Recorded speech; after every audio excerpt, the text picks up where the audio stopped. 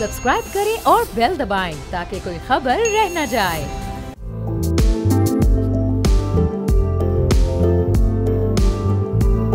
अस्सलाम वालेकुम, मैं हूं जहांगीर। आप देख रहे हैं प्रोग्राम व्यापार। पब्लिक ट्रांसपोर्ट किसी भी मुल्क के शहरियों की बुनियादी ज़रूरत में बहुत अहमियत की हामिल होती है, मगर पाकिस्तान में बेहतर और मयारी सहूलत की कमी हमेशा से आवाम के लिए एक बड़ा मसला रही है। पब्लिक ट्रांसपोर्ट की सबसे ज़्यादा ज़रूरत बड़े शहरों में महसूस की जाती है, जहाँ रोज़ाना लाखों अफराद पब्लिक ट्रांसपोर्ट से सफ़र करते हैं। हमारे यहाँ पब्लिक ट्रांसपोर्ट की तारीफ भी थोड़ी सी गलत है। दुनिया भर में ऑटो रिक्शे, मजदा ट्रक, चिंची, वैगन्स को पब्लिक ट्रांसपोर्ट नहीं समझा जाता। ये सब ट्रांसपोर्ट का एक हिस्सा तो है, मगर पब्लिक ट्रांसपोर्ट मास ट्रांजिट के वसी मंसूबों पर मुश्तमिल होती है, जो लोगों की बड़ी तादाद को रोजाना की बुनियाद पर सफरी सहूलियात फराहम करें, जैसा कि metro buses, intra city buses और ट्रेनें असल पब्लिक ट्रांसपोर्ट हैं। पाकिस्तानी शहरों का पब्लिक ट्रांसपोर्ट का निज़ाम दुनिया के बदतरीन निज़ामों में शुमार किया जाता है, क्योंकि पाकिस्तान में यौमिया करोड़ों लोग पब्लिक ट्रांसपोर्ट से सफ़र करते हैं। पाकिस्तान की आबादी अब बहुत तेज़ी से बढ़ रही है। पाकिस्तान में गुर्बत ज़्यादा है, जिसकी वजह से लोग महंगी सफरी सहूलियात अफोर्ड नहीं कर सकते। चंद मनसूबे ज़रूर हुकूमतों की जानिब से शुरू किए गए, जैसे लाहौर में मनसूबा शुरू हुआ, इस्लामाबाद की मेट्रो बसें हैं, लाहौर की ऑरेंज ट्रेन है, फिर मुल्तान की स्पीडो बसें हैं, पेशावर की BRT है, कराची में BRT सर्विसेज है, लेकिन अभी भी ये नाकाफ़ी हैं। और पाकिस्तान में लाखों लोग रोज़ाना एक शहर से दूसरे शहर जाने के लिए सफ़र करते हैं, मगर आलमी मेयार की इंट्रा सिटी ट्रांसपोर्ट की सहूलत ना होने की वजह से परेशानी का शिकार रहते हैं। 2 करोड़ के करीब आबादी वाले शहर लाहौर में लाखों अफराद को रोज़ाना सफरी सहूलियात दरकार होती हैं। एक सरकारी रिपोर्ट है जिसमें लिखा है कि लाहौर में औसतन 12 लाख अफराद हर रोज़ पब्लिक ट्रांसपोर्ट इस्तेमाल करते हैं। पाकिस्तान के सबसे बड़े शहर कराची, जिसने लाखों अफराद को रोज़गार दे रखा है, यहाँ भी ट्रांसपोर्ट का वो निज़ाम नहीं है जो होना चाहिए। दुनिया के हर मुल्क में ट्रांसपोर्ट की जदीद तरीन सहूलियात मौजूद होती हैं। हमारा माहौल जिस तेज़ी से बदल रहा है, उसमें गाड़ियों से निकलने वाला धुआं माहौलियाती आलूदगी पैदा कर रहा है। पूरी दुनिया में ट्रांसपोर्ट महंगे फ्यूल से मुंतकिल होकर सस्ती और रीन्यूएबल बिजली पर मुंतकिल हो रही हैं। पाकिस्तान के शहरी अभी तक आलमी मेयार की पब्लिक ट्रांसपोर्ट से ही महरूम है। तो क्या इलेक्ट्रिक ट्रांसपोर्ट का होना पाकिस्तानी शहरियों का एक बड़ा ख्वाब है, लेकिन अब पाकिस्तानी शहरियों का ख्वाब सच होने जा रहा है। मुल्क की ट्रांसपोर्ट की सबसे बड़ी कंपनी डाइवो और सऊदी ग्रुप में 2 अरब के मुआहदे पर दस्तखत हो गए हैं, और मुल्क की तारीख में पहली बार शहरों के दरमियान इलेक्ट्रिक बसें चलाने के लिए 2 अरब रुपए की फाइनेंसिंग से शहरियों को सहूलियात फराम की जाएंगी। सऊदी पाक और डाइवो एक्सप्रेस के दरमियान मुआहदे की ये तकरीब इस्लामाबाद के मकामी होटल में मुनक्किद हुई है, और CEO सऊदी पाक सरमाकारी रिजवान अहमद ने कहा है कि मौसमियाती तब्दीली के नुकसानात से पाकिस्तान को बचाने के लिए दीगर सरमायाकार ग्रुप भी आएंगे और सरमायाकारी करेंगे, और इस तरह से वसी पैमाने पर न सिर्फ सरमायाकारी होगी बल्कि एक माहौल दोस्त एनवायरनमेंट बनाने की भी कोशिश की जाएगी। अब इस पूरी सूरत हाल पर हम गुफ्तगू करेंगे। साहब CEO डाइवो एक्सप्रेस पाकिस्तान हमारे साथ मौजूद हैं। फैसल साहब, बहुत शुक्रिया प्रोग्राम के लिए, आपने वक्त निकाला। ये बताइएगा कि रिवायती ट्रांसपोर्ट का कॉन्सेप्ट अब किस हद तक तब्दील होने जा रहा है? डाइवो ने ये इनिशिएटिव लिया, इससे पहले भी बड़े ज़बरदस्त इनिशिएटिव डाइवो पाकिस्तान लेता रहा है, तो ये माहौल किस हद तक तब्दील हो जाएगा और ओवरऑल क्या तब्दीलियाँ आने जा रही हैं इस प्रोजेक्ट से? जी शुक्रिया आपका मुझे इस शो में हिस्सा लेने का और डाइवो एक्सप्रेस की तारीफ़ करने का। आज से 26 साल पहले डाइवो एक्सप्रेस ने पाकिस्तान में एक जिद्दत लाई थी, जिसमें मयारी बसों का इनेकाद हुआ था इंटरसिटी सर्विस में। तो उसी जिद्दत के उसूल को बुरकार लाते हुए डाइवो एक्सप्रेस अब कोशिश कर रहा है कि इंटरसिटी बस सर्विस में इलेक्ट्रिक बसेस इंट्रोड्यूस की जाएं, और ये एक रिवायत है जो मेरे ख्याल से बाकी दुनिया में भी काफ़ी तेज़ी से पाई जाएगी। और डाइवो की कोशिश यही है कि हम जल्द अज जल्द इलेक्ट्रिक बसेस लेके आएँ, उसमें सीखें, उसमें चलाना सीखें, उसको इस्तेमाल करना सीखें, जो उस पर चैलेंजेस आएंगी वो अबूर करें, और इंशाल्लाह अपना तमाम फ्लीट आज से 5, 6, 8, 10 साल में इलेक्ट्रिक पे लेके जाएं। और फैसल साहब, इससे अभी इनिशियली कितनी बसेस के साथ शुरू करने का प्लान है? ज़ाहिर है इससे एनवायरनमेंट पे भी एक बड़ा पॉजिटिव इम्पैक्ट क्रिएट होगा। फिर जो महंगे फ्यूल से इस वक्त हमारा पूरा ट्रांसपोर्ट सिस्टम चल रहा है, तो आहिस्ता आहिस्ता उसमें एक तब्दीली और कमी आना शुरू होगी। ओवरऑल कितनी कमी आ सकती है अगर हम इस रिन्यूएबल एनर्जी की तरफ शिफ्ट हो जाएँ? जी हम अभी जो चैलेंज हम फेस कर रहे हैं वो ये है कि इंटरसिटी बसेस में कोई फुल बस अगर आप चलाएं तो कोई 250 किलोमीटर के फासले पे ये बसें चल सकती हैं, उसके बाद उनको रिचार्जिंग की ज़रूरत पड़ेगी। अच्छा। तो हमारी कोशिश अभी ये है कि हम कोई 200 बसें इंशाल्लाह अगले कुछ सालों में लेके आएंगे, जो हमारी जो छोटे रूट हैं जैसे लाहौर गुजरात है, लाहौर साहिवाल है, लाहौर सियालकोट है, लाहौर फैसलाबाद है, लाहौर सरगोदा है, कराची हैदराबाद है। इस तरह के जो रूट हैं जो कि 200-250 किलोमीटर के का फासला में हैं, उनके अंदर हम कोई 200 बसें इंट्रोड्यूस करें। इससे न सिर्फ डेवू एक्सप्रेस का फ़ायदा है, चूँकि इससे फ्यूल की खासी बचत है और बिजली पे ये बसें चार्ज होंगी, बिजली पे चलेंगी, और उसके साथ साथ मुल्क का भी फ़ायदा, ज़र मुबादले का फ़ायदा है। जैसे आपने मेंशन किया, डीज़ल डिस्प्लेस होता है, डीज़ल का इस्तेमाल कम होता है। वैसे भी आप जानते हैं कि पाकिस्तान में आजकल बिजली की ओवर कैपेसिटी है, तो अगर ट्रांसपोर्ट सर्विस में यूज़ हो तो उसकी बिजली की खपत भी हो सकती है। और माहौलियाती फ़वाइद तो इसके अंदर बेशबहा हैं। ये जो हमारी डीज़ल बसें हैं वो कोई 1.3 किलोग्राम्स पर किलोमीटर ऑफ कार्बन माहौल में रिलीज़ करती हैं जब वो 1 किलोमीटर चलती हैं। तो इंशाअल्लाह बसें हम इंट्रोड्यूस कराएंगे, उससे माहौलियाती जो आजकल चैलेंजेस दरपेश हैं उसमें भी फ़ायदा होगा। लेकिन जो असली इसका मकसद है वो ये है कि जब हम ये बसेस इंट्रोड्यूस कराएंगे और बाकी लोग भी देखेंगे कि हम कामयाबी से इन बसेस को चला रहे हैं, इससे न सिर्फ हमें फ्यूल में सेविंग्स हो रही है बल्कि और भी बहुत फ़वाइद हैं, तो और लोग भी इसके अंदर आएंगे और इंशाअल्लाह पाकिस्तान का जो तमाम ट्रांसपोर्ट का सेक्टर है वो आहिस्ता आहिस्ता इलेक्ट्रिक की तरफ शिफ्ट होगा, तो उससे बहुत बड़ा फ़ायदा होने की उम्मीद है। और फैज़ साहब, इसके लिए जो एक चार्जिंग स्टेशंस का पूरा इंफ्रास्ट्रक्चर डेवलप करना पड़ेगा, उस सिलसिले में भी कोई प्लानिंग प्राइवेट सेक्टर ही कर रहा है या फिर गवर्नमेंट के साथ भी कुछ डायलॉग वगैरह इस सिलसिले में चल रहे हैं, चूँकि फिर ये पूरे इंफ्रास्ट्रक्चर को भी बनाने की ज़रूरत पड़ेगी? जी हाँ, बिल्कुल आप सही फरमा रहे हैं। इसके अंदर ये है कि हमारी जो इंटरसिटी बस बिजनेस में हमने ये डिसाइड किया है कि हम अपनी चार्जिंग जो है अपने टर्मिनल्स पे ही करेंगे। अच्छा। तो बस फुल चार्ज होगी और लेट्स से जैसे लाहौर से सियालकोट का सफ़र तय करना है, सियालकोट पहुंचेगी, वहाँ पे रिचार्ज होगी और फिर वापस सियालकोट से जैसे लाहौर आना हो या अगर कराची हैदराबाद में जो बसें चलेंगी वो हमारी टर्मिनल्स पे ही रिचार्ज होंगी। उसके अंदर जो चैलेंजेस का सामना है वो यही है कि नए ट्रांसफार्मर्स लगाने पड़ेंगे, ग्रिड कनेक्शंस लेनी पड़ेंगी और जो डिस्ट्रीब्यूशन कंपनीज हैं उनसे डिस्कस करना पड़ेगा कि इस हैवी लोड को किस तरह से उन्होंने कवर करना है। तो ये तो हमारा जो इंटरसिटी का बस प्रोजेक्ट का मंसूबा है उस सिलसिले में हमारी अपनी ही सोल्यूशन होगी चार्जिंग स्टेशंस की। लेकिन आप बिल्कुल सही फरमा रहे हैं कि जैसे जैसे अवाम में इलेक्ट्रिक व्हीकल्स जो हैं वो आम होंगी तो गवर्नमेंट को और अदर प्राइवेट इंस्टीट्यूशंस को भी अवाम के लिए चार्जिंग स्टेशंस भी लगाने पड़ेंगे।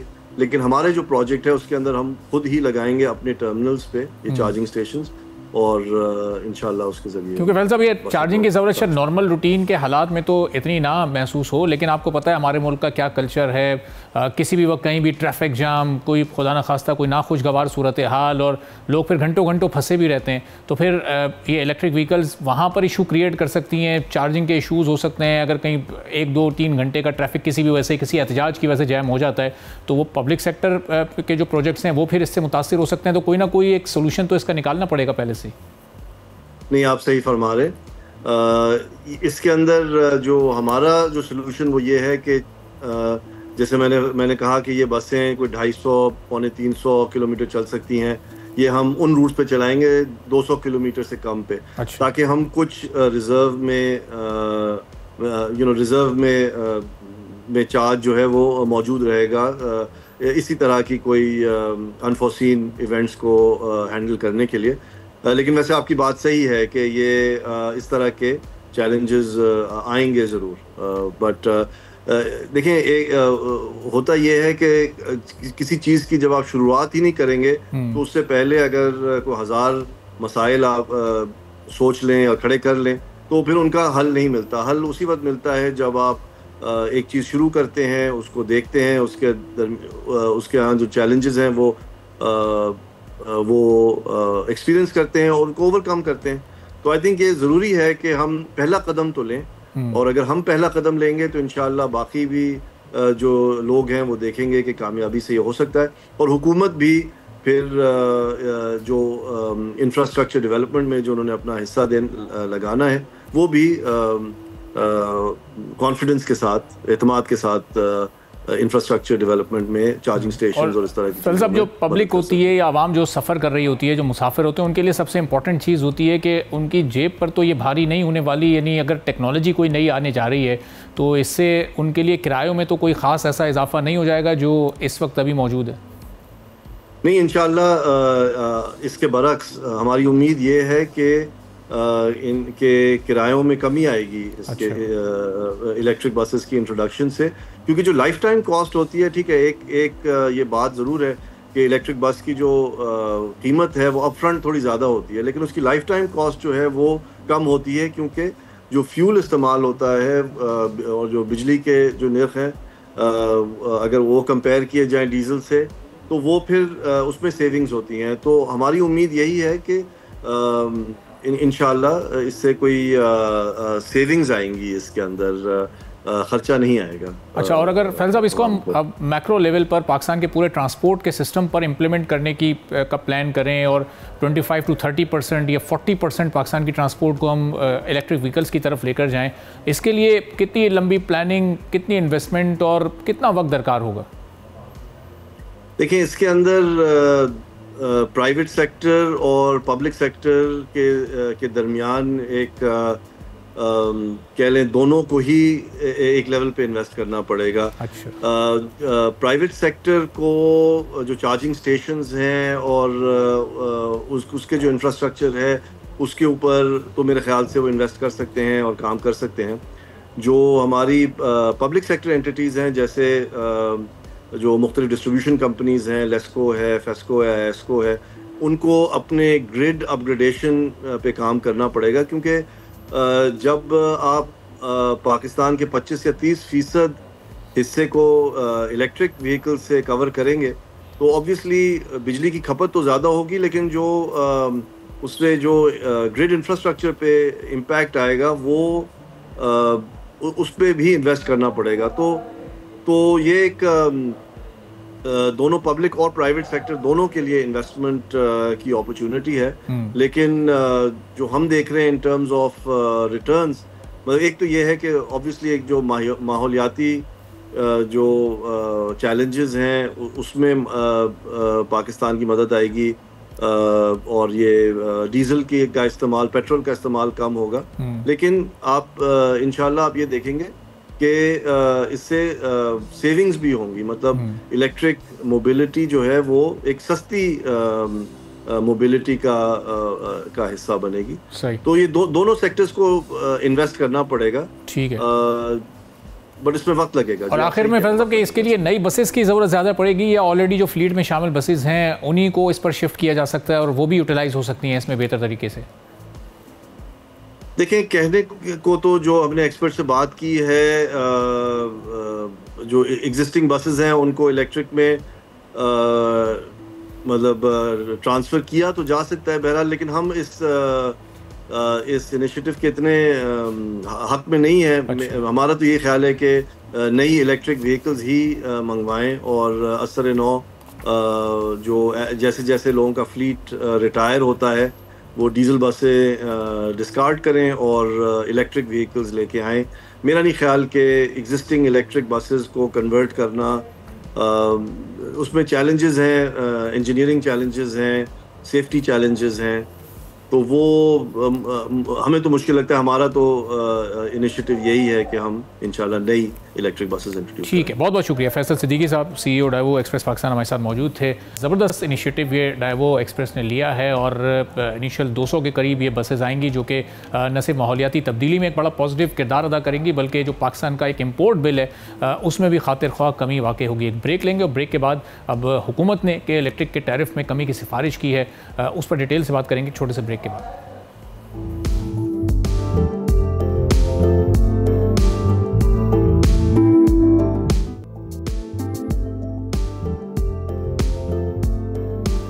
एक बार फिर आपको प्रोग्राम में खुशामदीद कहेंगे। दुनिया तरक्की की मनाजिल तय करती जा रही है और हम आज भी जवाल से नहीं निकल पा रहे हैं। दुनिया भर में बिजली की लोड शेडिंग का अब तस्वुर भी नहीं है। लोग बिजली की लोड शेडिंग को भूल चुके हैं, माजी का किस्सा बना चुके हैं। लेकिन पाकिस्तान और ख़ास तौर पर पाकिस्तान के सबसे बड़े शहर कराची में अलग ही कुछ मामला चल रहे हैं। बिजली कराची के लिए सबसे महंगी है, लोड शेडिंग भी कराची में ही सबसे ज़्यादा होती है। बारिश के बाइस लोग करंट लगने से भी सबसे ज़्यादा कराची में अपनी जानों से जाते हैं। और कराची के लोगों पर ऐसा लगता है कि जुल्म करने के लिए अलग से एक इदारा बनाया हुआ है, उसको जिम्मेदारियां दी गई हैं जिसका नाम के इलेक्ट्रिक है। और इसका सिर्फ एक ही काम है कि कराची के लोगों को कैसे अजियत देनी है। कराची वो शहर है जो मुल्की खजाने में सबसे ज़्यादा रेवेन्यू कमाकर अपना हिस्सा डालता है। कराची के ताजिर और शहरी पूरे मुल्क में सबसे ज़्यादा टैक्स अदा करते हैं। इसी तरह सबसे ज़्यादा मुश्किलात भी कराची वालों के हिस्से में आती हैं। जब से के इलेक्ट्रिक ने कराची को रोशन करने का काम संभाला है, जिससे ये शहर ऐसा लगता है कि मज़ीद तारीकी में चला गया है। अभी अगर अपने बिजली के बिल पर ही आप नज़र डालें तो सार्फिन से बिल में कोई 9 किस्म के मुख्तलिफ टैक्सेस वसूल किए जा रहे हैं। इसके अलावा टैरिफ एडजस्टमेंट की मद में जब दिल चाहता है आवाम की जेबों पर डाका डाला जाता है। इस वक्त सबसे महंगी बिजली कराची के शहरी खरीदने पर मजबूर हैं। एक खबर के मुताबिक नेपरा ने भी ये तस्दीक कर दी है कि के इलेक्ट्रिक की फ़ी यूनिट बिजली की कीमत मुल्क में सबसे ज़्यादा है। के इलेक्ट्रिक अपने पावर प्लांट से औसतन फ़ी यूनिट 33 से 35 रुपये बिजली पैदा करता है। के इलेक्ट्रिक CPPA से 10 से 11 रुपये फ़ी यूनिट बिजली खरीदता है और इसे महंगे दामों शहरियों को बेचा जाता है। के इलेक्ट्रिक महंगे इंपोर्टेड फ्यूल से बिजली पैदा कर रहा है। पावर डिवीजन के हुक्काम ने कौमी असम्बली की कायमा कमेटी बराए तवानाई के सामने यह इंकशाफ किया है कि सबसे महंगी बिजली के इलेक्ट्रिक बना रही है। अगर हुकूमत के इलेक्ट्रिक को सब्सिडी ना दे तो के इलेक्ट्रिक की बनाई गई बिजली की फ़ी यूनिट कीमत 80 रुपये तक पहुंच जाएगी। तो सोचें वो आवाम को कितने में मिलेगी। गुज़िश्ता साल अक्टूबर में नेपरा ने आवाम को महंगी बिजली बेचने पर के इलेक्ट्रिक को जिम्मेदार करार देते हुए 20 करोड़ रुपए जुर्माना भी आयद किया था। के इलेक्ट्रिक अपने मल्टी ईयर टैरिफ के जरिए मुसलसल बिजली को महंगा करती जा रही है। हुकूमत भी अब के इलेक्ट्रिक की मनमानियों से बिल आखिर तंग आ चुकी है। के इलेक्ट्रिक ने नेपरा में बिजली मजीद महंगी करने की दरख्वास्त की थी, जिस पर हुकूमत की सख्त मुखालफत सामने आई है। वफाकी हुकूमत ने नेपरा को फ़ी यूनिट टैरिफ कम करने की सिफारिश कर दी है। इस सिलसिले में अब हुकूमत का यह कहना है कि के इलेक्ट्रिक लागत को कई गुना बढ़ा चढ़ाकर पेश कर रहा है। हुकूमत ने के इलेक्ट्रिक के मल्टी एयर टैरिफ को कराची के बिजली सार्फिन पर गैर ज़रूरी और बेबुनियाद बोझ करार दिया है। हुकूमत ने नेपरा को यह सिफारिश की है, जो बड़ी खुशाइंद है, कि के इलेक्ट्रिक के तजवीज़ करदा मल्टी एयर बेस टैरिफ को 44.69 रुपये फ़ी यूनिट से कम करके 34.87 रुपये फ़ी यूनिट कर दिया जाए। पावर डिवीजन ने नेपरा को मशवरा भी दिया है कि इलेक्ट्रिक ने अपने अखराजात को बढ़ा चढ़ाकर पेश किया है, गैर हकीकी सरमायाकारी का तखमीना लगाया है और पुराने मालियाती मफरूज़ों पर अपनी हिसाब किताब की बुनियाद रखी गई है। पावर डिवीजन के एक अहदेदार का कहना है कि के इलेक्ट्रिक के पेश करदा महंगे अखराजात मनसूबाबंदी की कमी को जाहिर करते हैं। केई ने 2.9% सालाना कंपाउंड तरक्की शो करवाई है, जबकि माली साल 2023 के दौरान बिजली की खपत में 7.2% कमी वाक़ हुई है। केई का रिटर्न ऑन इक्विटी डॉलर पर मबनी है, जिससे सार्फिन करेंसी के उतार चढ़ाव का शिकार भी होते हैं। हुकूमत ने रुपए की बुनियाद पर रिटर्न ऑन इक्विटी की सिफारिश की है, जबकि हुकूमत ने यह भी कहा है कि केई के कर्ज के अखराजात मौजूदा मार्केट की सूरत हाल से मुताबिकत नहीं रखते हैं। अब देखना यह कि हुकूमत की सिफारिश पर किस हद तक अमल दरामद होता है और कहाँ तक इसको फॉलो अप किया जाता है, चूँकि हुकूमत की ये सिफारिश और ये हिदायत बड़ी ज़बरदस्त है जो कि इन हालात में सामने आई है। इस पर हम गुफ्तगू करेंगे। अब जमात इस्लामी के रहनुमा है, जमात इस्लामी वो जमात जो कि इलेक्ट्रिक के खिलाफ बड़ी मौसर और तवाना आवाज़ हमेशा से रही है। अहमद अजीम अलवी साहब भी हमारे साथ मौजूद होंगे, एनर्जी एक्सपर्ट हैं। अब इमरान शाहिद साहब, ये इस वक्त जो सूरत हाल है, कम अज़ कम चलें हुकूमत ने ये सिफारिश तो की कि मल्टी एयर टैरिफ को रिजेक्ट किया और इसमें 10 रुपये कमी की बात की है। अब इस पर इम्प्लीमेंट किस तरह से होता है और क्या वाकई के इलेक्ट्रिक ये करता भी है नहीं करता, ये भी हमें देखना होगा।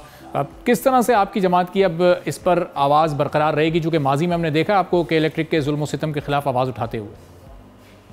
जी बहुत शुक्रिया।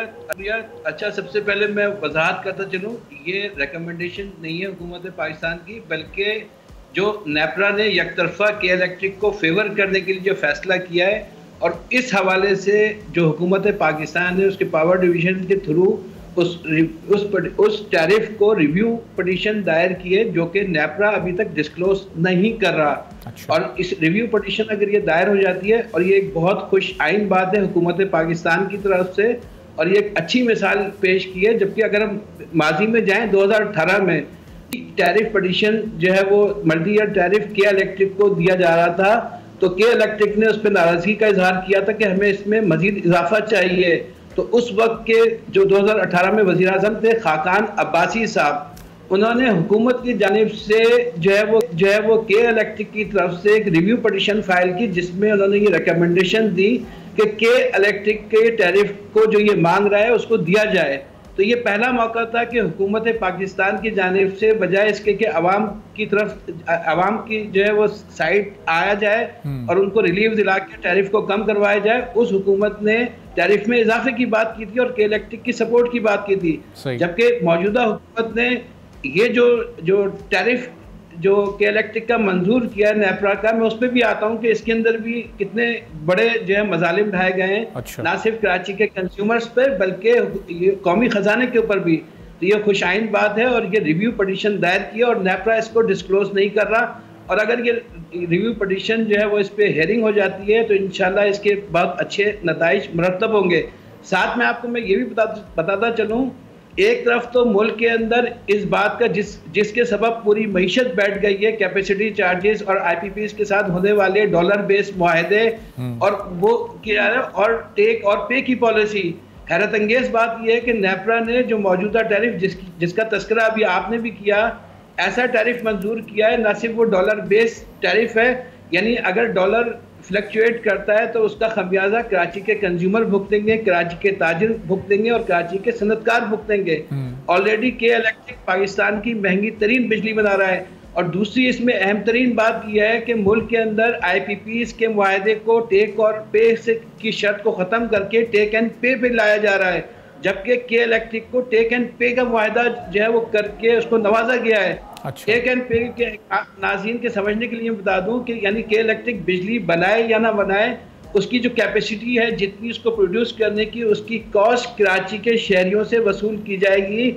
ये इस टैरिफ के अंदर मंजूर किया गया है और हुकूमत पाकिस्तान ने इस पे जो है वो एतराज़ दाखिल किया। हम उसकी जो है वो इसको हम सराहते हैं इस इक़दाम। अच्छा, अब ये इमरान साहब, ये जो अपनी जो इनकी जनरेशन कॉस्ट है, इसको जो बढ़ा चढ़ा कर ये बार बार पेश किया जाता है। हमारे मुल्क में बड़े बड़े एनर्जी एक्सपर्ट्स हैं जो कि ज़ाहिर है एक जो हकीकी सूरत हाल है उसको सामने ला अब बहरहाल हुकूमत को कम अज़ कम ये होश आया है कि किस तरह से ये लागत बढ़ा चढ़ा कर पेश की जा रही थी। तो इतने अरसे में तो अरबों रुपए का चूना इसका मतलब कराची के आवाम को लग चुका है, चूँकि उससे जब लागत इनकी बढ़ती है, जनरेशन कॉस्ट बढ़ती है, तो उसका असर बहरहाल टैरिफ पर पड़ता है और महंगी बिजली फिर कराची के लोगों को मिलती है। जी बिल्कुल, आपने सही बात की कि यानी ये एक पूरा रिकॉर्ड है, नेपरा की रिपोर्ट्स मौजूद हैं, उसकी सालाना रिपोर्ट उठा लें या कोई भी रिपोर्ट उठा लें, उसके अंदर कंपैरिजन मौजूद होता है कि के इलेक्ट्रिक की जो कॉस्ट है वो कितनी है और जो मुल्क के अंदर बिजली के इवन सरकारी जो बिजली कंपनियां वो कितनी बना रही हैं। तकरीबन जो है वो 300% का फ़र्क होता है। अगर मुल्क की बाकी यानी जो इदारे हैं उसकी जो जनरेशन कॉस्ट 8 रुपये आ रही है, तो इनकी 24 रुपये से लेकर 28 रुपये कॉस्ट आती है।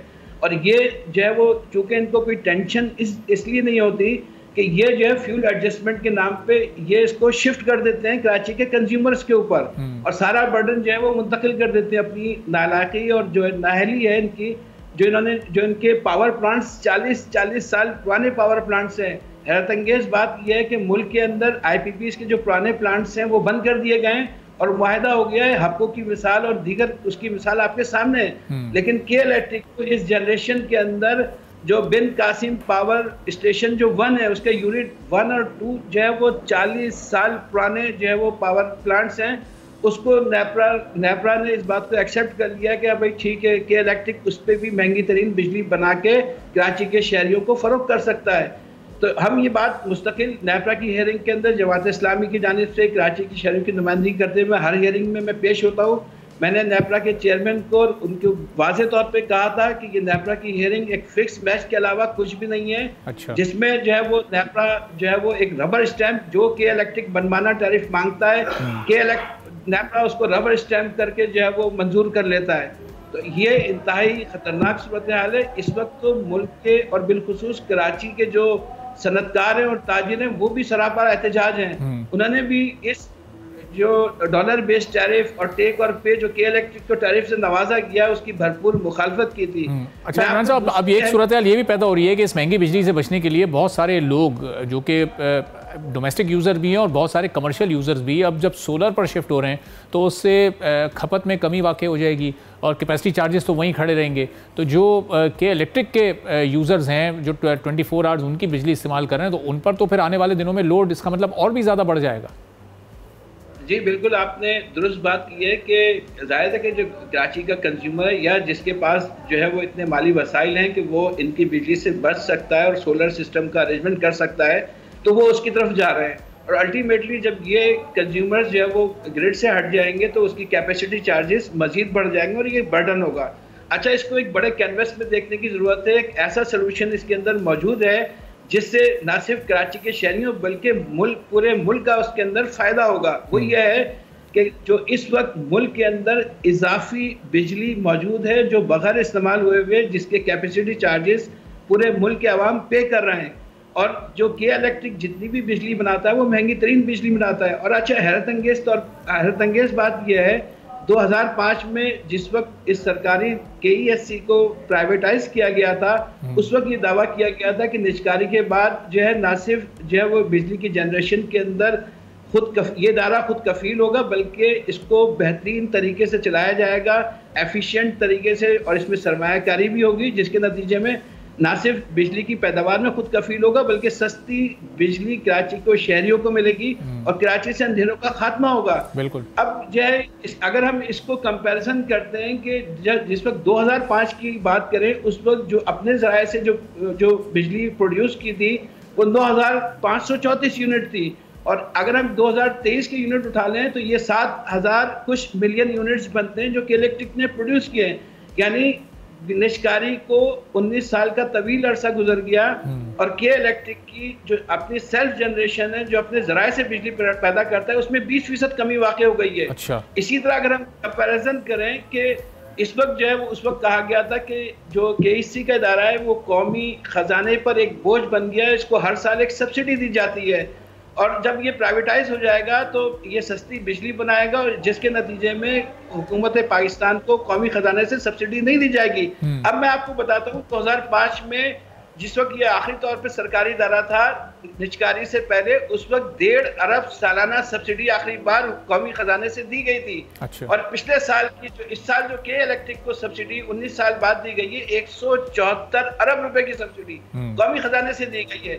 अब मैं वापस आता हूँ आपके सवाल की तरफ से, इस वक्त मुल्क के अंदर इजाफी और सस्ती बिजली मौजूद है। अच्छा, अब लेकिन एक ज़िमनी सवाल यहाँ एक और निकल आया इमरान साहब, ये इस पर आप जवाब दीजिएगा, लेकिन पहले अब इसी का ज़िमनी सवाल कि ये पिछले 19 साल में सब्सिडी में इजाफा हुआ और जो के इलेक्ट्रिक की बिजली बनाने की सलाहियत थी उसमें कमी वाक़ई हुई है, तो फिर ये लागत कैसे बढ़ रही है? ये लागत कैसे बढ़ रही है फिर जब बिजली वो कम बना रहे हैं 9000 की निस्बत अब ये 7000 मिलियन यूनिट आपने अभी कोट किए, 19 साल में सलाहियत कम हुई है बिजली बनाने की, तो फिर ये खर्चा और लागत में क्यों इजाफा हो रहा है? जी, इसलिए इजाफा हो रहा है, ये जितनी भी बिजली बनाते हैं वो जिस तरह से आपने मिसाल पेश की थी कि अगर वो उसको सब्सिडी को भी हटा दिया जाए तो इसकी कॉस्ट 80 और 90 रुपए पे जाती है, तो ये वही कॉस्ट होती है। ये अपनी जितनी भी बिजली बनाते हैं इतनी महंगी होती है। अगर ये टोटल सेल्फ सफिशिएंट हो जाएं और टोटल अपने ज़राए से बिजली पैदा करें तो इसकी कॉस्ट कहाँ से कहाँ पहुँच जाएगी। और दूसरी बात यह है कि ये सस्ती बिजली जो है वो खरीदते हैं और इसके अंदर अपना मार्जिन एडअप करके जो वो आगे इसको महंगा करके इसको फरोख्त कर देते हैं। ठीक है। तो इसमें प्लस ये है कि अगर इस वक्त इजाफी बिजली मौजूद है मुल्क के अंदर जो कि इस्तेमाल नहीं हो रही है और जिस बगैर इस्तेमाल हुए हुए कैपेसिटी चार्जेस उसके अदा किए जा रहे हैं, NTDC के जरिए कराची को जो बिजली फराहम की जा सकती है और के इलेक्ट्रिक की महंगी तरीन बिजली जो है उसको ख़त्म करके NTDC से बराह रास्त जो है वो ऑलरेडी के इलेक्ट्रिक को फराहम की जा रही है। तो लेकिन कराची की जितनी ज़रूरत है उसके दो फायदे होंगे अगर NTDC से बिजली फराहम की जाएगी। एक तो ये है कि जो बिजली की जो खपत में या उसकी कंजम्पशन में कमी हो रही है उसकी कंजम्पशन भी ऊपर चली जाएगी, कैपेसिटी चार्जेस भी नीचे आ जाएंगे और कराची के शहरियों को भी सस्ती तरीन बिजली मिल जाएगी। इसमें अहम तरीन बात एक और बता दूं कि जितने NTDC के को तकरीबन यानी कराची के सराउंडिंग में जिसमें बिन कासिम भी है और जिसमें थर के कोल प्लांट भी हैं और इस तरह हब के अंदर भी है, ये वो यहाँ पे बिजली के जो 5000 मेगावाट की बिजली बनाते हैं जो ये फराहम करके NTDC को देते हैं और NTDC के जरिए एक जो है वो ट्रांसमिशन लाइन बिछाई गई है जो ये साउथ पंजाब की तरफ यहाँ से बिजली बनती है और साउथ पंजाब की तरफ जा रही है। ठीक है, इस तरह से आपने अब इमरान साहब ये इस पर हुकूमत कैसे नज़र रख सकती है और अब इस मामले को कैसे आगे टेकअप किया जाएगा कि ये जो लागत के इलेक्ट्रिक की जानिब से मुस्तकिल बढ़ा चढ़ा कर पेश की जाती है, अब जब नेपरा तक ये चीज़ एक फैक्चुअल बेसिस के साथ पहुँच चुकी है, हुकूमत की नज़रों में ये मामला आ चुका है, तो अब इस पर आगे की क्या कार्रवाई बनती है? आगे की कार्रवाई जिस तरह से मैंने पहले कहा था कि इस पे दोबारा से जो है वो एक जो है रिव्यू पिटीशन जो कि हुकूमत ने भी दायर किया, और एक कराची के जो है वो एक सनतकार हैं आरिफ गिलवानी साहब, उन्होंने भी रिव्यू पिटीशन दायर की है, लेकिन उनकी रिव्यू पिटीशन जो है वो एक्सेप्ट नहीं की जा रही, बल्कि उनसे मुतालबा किया जा रहा है कि आप इतने लाख रुपए जमा कराएं तब हम आपकी रिव्यू पिटीशन एक्सेप्ट करेंगे। अच्छा। जो कि जो है वो अनोखी बात जो है वो की है। तो उन्होंने तमाम रेफरेंसेस दिए। अगर इस पर रिव्यू पिटीशन हो जाती है और एक दोबारा से हियरिंग हो जाती है तो नेपरा के लिए ये मुश्किल हो जाएगा, जिस तरह से उन्होंने वन साइडेड जो है वो के इलेक्ट्रिक को सपोर्ट करके जो उसका मनमाना टैरिफ है, और ये पहला टैरिफ है जिस पे के इलेक्ट्रिक ने भी अपने इत्मीनान का इजहार किया था कि हम इस टैरिफ पे खुश हैं। ठीक है, तो इस पे एक वाज़ेह तौर पे आप कंटिन्यू कीजिएगा। इमरान साहब जरा थोड़ा सा मौका अगर दें तो जरा अहमद साहब का भी पॉइंट ऑफ व्यू शामिल करें। अहमद साहब, अब ये ज़ाहिर है चूँकि बिज़नेस कम्युनिटी भी इससे बहुत मुतासर है और सस्ती बिजली की आप लोग भी डिमांड करते हैं, तो अब बहरहाल हुकूमत ने कम अज़ कम एक छोटा सा एक्शन तो लिया है, एक इनिशियल एक सिफारिश तो हुई है, और अब देखना है कि आगे मामला कैसे जाएगा। कुछ उम्मीद है आप लोग को रिलीफ मिलने की? अस्सलाम वालेकुम अरबाब। बिल्कुल है, उम्मीद पे दुनिया कायम है। देखें, हम अल्हम्दुलिल्लाह एक मुल्क में रह रहे हैं, स्टेट है, यहाँ पे इदारे हैं जो चीज़ें समझते हैं, एक्शन लेते हैं, और हम लोगों ने 12 ये गुजारिशात अपनी भेजी हैं कि स्टेक होल्डर्स को भी ऑन बोर्ड लिया जाए कोई भी इस टाइप के फैसले करते हुए। और अभी भी जो हियरिंग थी कि इलेक्ट्रिक की, उसमें अवामी राय उमूमन यही थी कि नेपरा का काफी झुकाव है कि इलेक्ट्रिक की तरफ। लेकिन मेरा ये कहना, देखें, किसी को भी पैसे देना जब बिल आता है हर एक को भारी पड़ता है, और आजकल जितने ज्यादा रेट हो गए तो हर एक को बोझ की सी फीलिंग होती है। लेकिन ये अगर यही चीजें ट्रांसपेरेंट हो जाए कि जो लोगों की शिकायत है उनका अजाला कर दिया जाए, उनको एड्रेस किया जाए, उनका अजाला कर दिया जाए, तो आम आदमी इन फिक्रों से बाहर निकलेगा। इससे में कोई शक नहीं है कि जो यूटिलिटीज की जितने रेट बढ़ गए, तो एक आम आदमी के बजट का 80-90% हिस्सा इन यूटिलिटीज पे खर्च होने लगा, जो कि बहुत कोई अच्छा इशारा नहीं है आने वाले दिनों के लिए। इससे बड़ी बेइत्मीनानी और बड़ी बेसब्री देखने को मिल रही है लोगों में। तो मेरी स्टेट से भी इल्तिजा होगी इन चीजों को इंटरवीन करें, और ऐसे इदारों में स्पेशली जो रेगुलेटरी बोर्ड है उनमें ऐसे इदारों के लोग बैठाएं, ऐसे अवाम से लोग बैठाएं जो लोगों का दर्द रखते हो, अवाम की चीजें समझते हो। मैं हरगिज ये नहीं कह रहा कि और इदारों को, जो कौमियाई के इदारे हैं या जो प्राइवेट इदारे हैं, उनको नुकसान हो जाए, लेकिन अगर कहीं पे वो इदारे ज्यादती कर दें और तो वो उसका अवाम को उस ज्यादती का निशाना ना बनने दें और अवाम को उनकी ज्यादती से बचाएं। या कोई भी बात हो, हम देखिए बैठ के हम वन साइड पे बहुत सारी बातें कर सकते हैं, लेकिन अगर हम ये बैठे कि जी के इलेक्ट्रिक जिस तरह से उसके जो जनरेशन यूनिट्स हैं वो अगर महंगी बिजली बना रहे हैं, तो हम अभी इसके बजाय कि हम उन यूनिट्स को रोते रहें, हमें गवर्नमेंट से ये उम्मीद है कि वो उसका अजाला इस तरह से करेगी कि जो हाइडल बिजली है जो कि बहुत सस्ती है, या जो आपकी कैनप 2 कैनप 3 से जो बिजली है वो इंक्लूड करें, ताकि बोझ अवाम पे जो पड़ रहा है ना वो कम से कम हो सके। अब क्योंकि इन लॉन्ग टर्म तो बहुत सारे सोल्यूशन है, बात इस वक्त शॉर्ट टर्म सोल्यूशंस की हो रही है कि लोग इस मुश्किल हालात को कैसे गुजारेंगे, बिल्कुल उसके लिए हमें बहुत क्विक रिलीफ। ठीक है, चलें अहमद साहब, चूंकि आज वक्त की थोड़ी कमी, आने वाले दिनों में इस पर मजीद भी गुफ्तगू करते रहेंगे। बहुत बहुत शुक्रिया अहमद अजीम अलवी साहब, इमरान शाहिद साहब हमारे साथ मौजूद, दोनों मौजूद मेहमानों की गुफ्तगू आपने सुनी। इसी के साथ आज के प्रोग्राम से इजाजत दीजिए, अल्लाह हाफ़िज़।